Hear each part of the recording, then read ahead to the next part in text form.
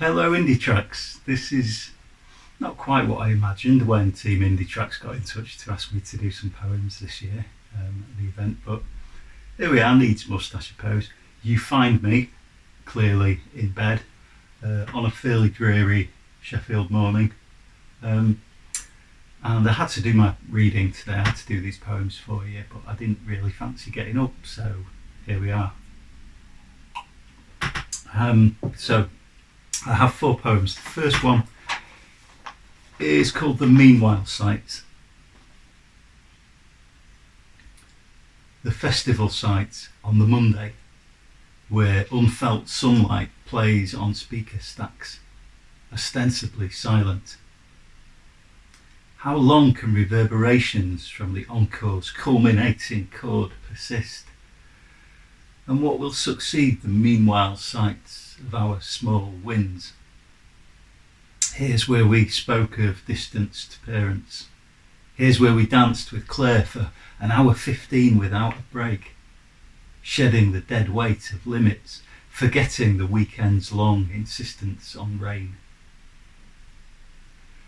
Presumably at some point we will not be beautiful, cracks having crossed Claire's face, and weeds sprouted from the space between the beats of my misfiring heart.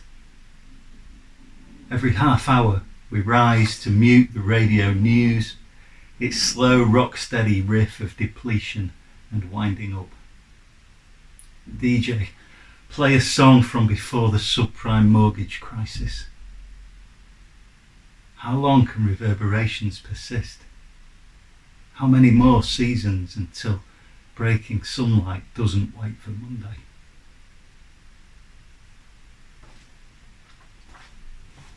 It's really going to be hot and sunny over Indietracks weekend this year, isn't it? Because it's not happening, guaranteed. So, okay, I've got some more. This one is called A Cherry Tree in April.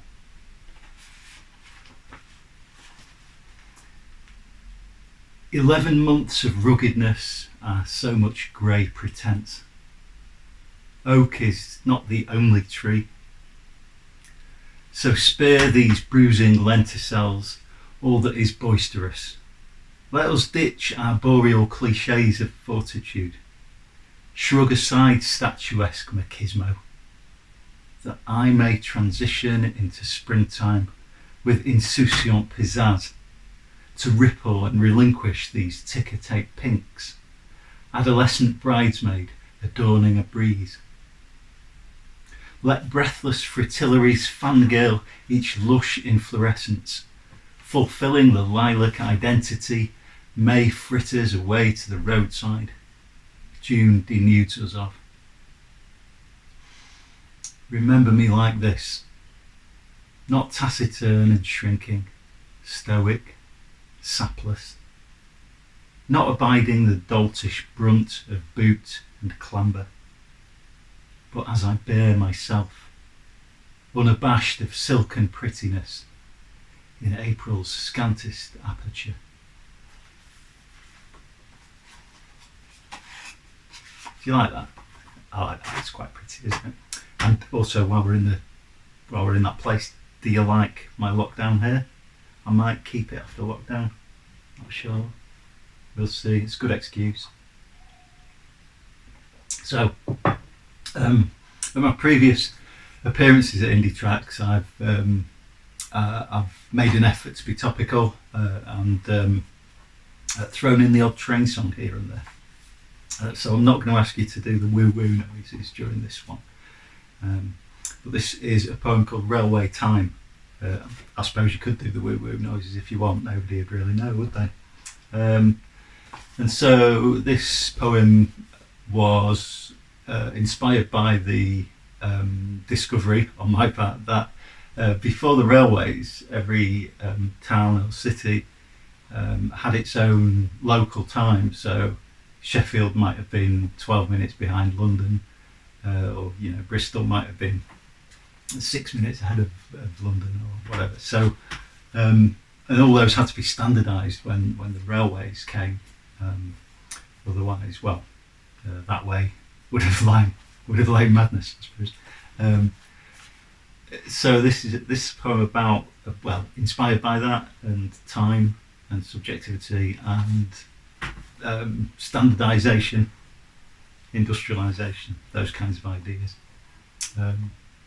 which you don't have to accept if you don't want to. It's railway time. 7 o'clock is propaganda. Tracks were laid and lines were spun. 7 o'clock is the pure fabrication of markets, the weaving of text. Standardisation's imperative stamped down in steel and concrete, in livestock and coal. Shunted aside, loping into September, Canterbury hop pickers scrutinise cumulus. Lightermen look over cargoes of limestone on yesterday's towpath between Leeds and Liverpool. Sideliners stride the last lock before dark falls. This changes everything. 7 o'clock is a mass conversion, the chiming of matins, demand of new deities, timetable scripture, communion of produce of milking shed, abattoir, crated, containered and set up for sale. Synchronisation of whistle, departure. You step on at Waverley, taking on water at Doncaster, eyes to the terminal furlong, flung along rail by thermal efficiency. Couple your pulse to the clatter of wagons, the pendulum's urge and the surge of stocks. 7 o'clock is commodification of basic kinetic compulsions inscribed on the trackbed, describing the permanent way of the nervous system, the reach of the network, the synapses firebox, spelling propulsion. This motion becomes a twice daily transhumance, the chant of the axles conducting your heart. And you are the goods being loaded by dockers at Felixstowe. You are the item of traffic they track across zones. An opportunistic Silver Street clockmaker labels his wares to sell railway time and hoodwink your instinct to misread the signal, misapprehend moments not as sensation but measurement. Time is against us, and time is the zero-sum game. And 7 o'clock is consistent branding, and railway time is committees apportioning rations of sunshine shipped in from Geneva, freighting your day with precision anxiety. Time is imagined and time universal, and 7 o'clock is conjoining the labours of hands through the junctions from Barrow in Furness to Dover Priory, Penzance to Thurso, and 7 o'clock is surrender, and time the most finite of all your resources. It's railway time. This is railway time, and your erstwhile looseness is newly relinquished forever, as central authorities face in each room.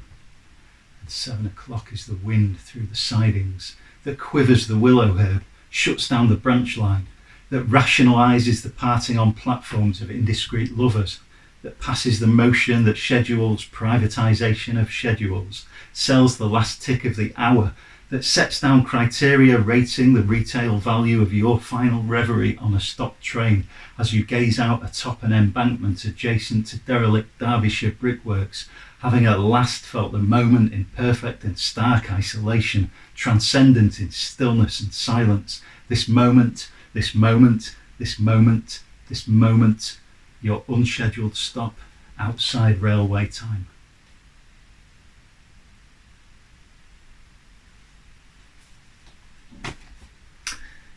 Thanks for listening so far. It's been lovely. I've got one more for you. I hope you've enjoyed it.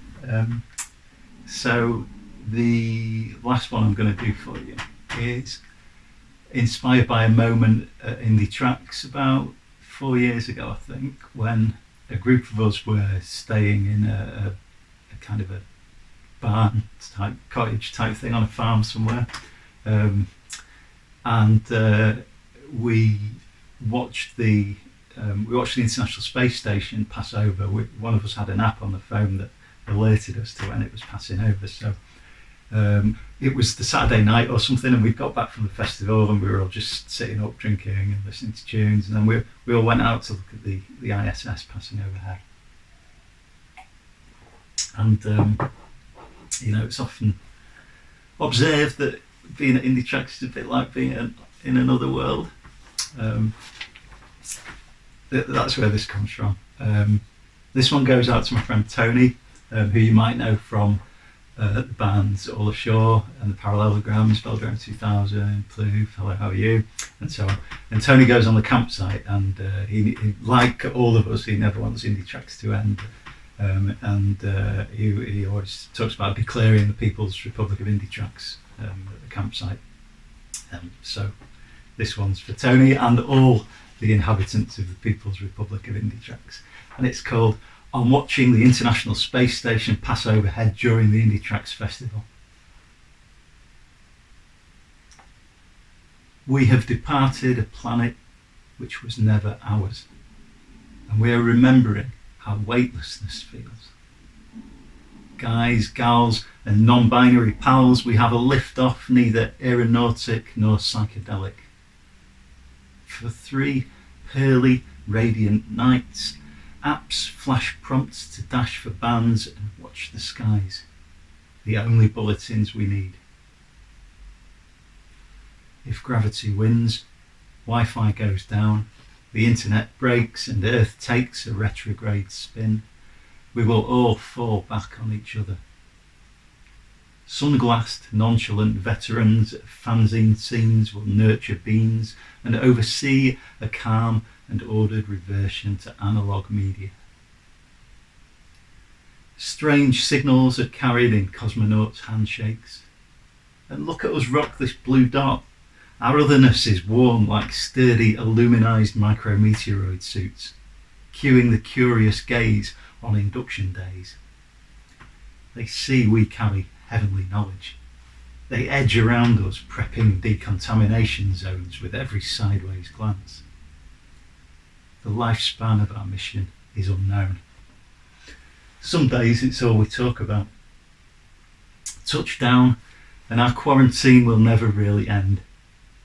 Burn up on re-entry, and we will outshine supernovas, PowerPoints and Mercury Awards. Bring on the cosmic dust, the campsite disco.